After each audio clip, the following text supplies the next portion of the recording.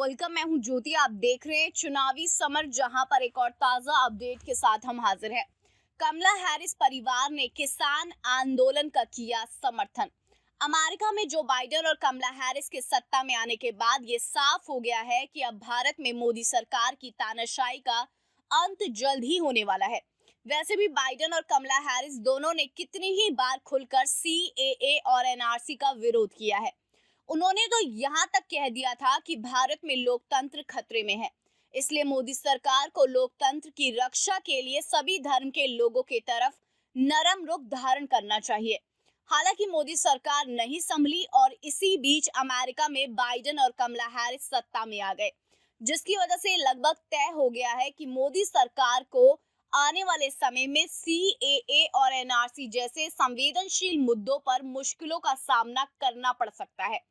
और इसकी शुरुआत कृषि कानूनों को लेकर हो गई है। दरअसल कृषि कानूनों के खिलाफ भारत में किसानों ने सरकार के खिलाफ जंग छेड़ रखी है और किसानों को विपक्ष के साथ साथ आम जनता का भी समर्थन मिल रहा है।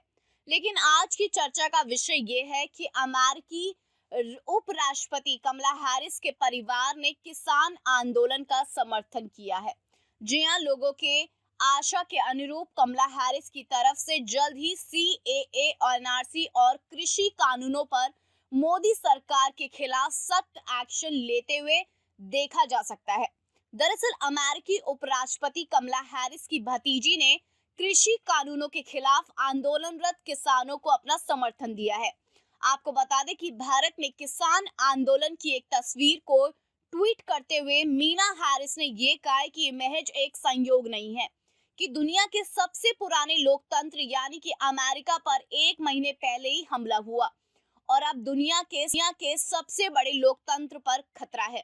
उन्होंने ये कहा कि ये दोनों ही घटनाएं जुड़ी हुई हैं, इसलिए हमें भारत में किसान आंदोलन के खिलाफ सुरक्षा बलों की हिंसा और इंटरनेट बंद किए जाने को लेकर आक्रोशित होना चाहिए।